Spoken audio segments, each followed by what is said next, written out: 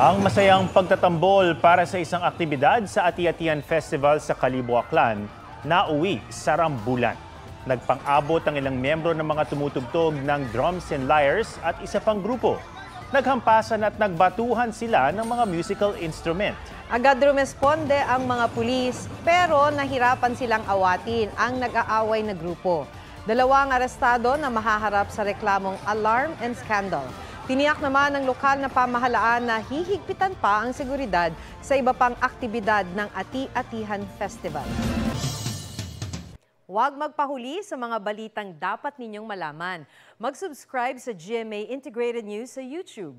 Sa mga kapuso abroad, subaybayan nyo kami sa GMA Pinoy TV at sa www.gmanews.tv.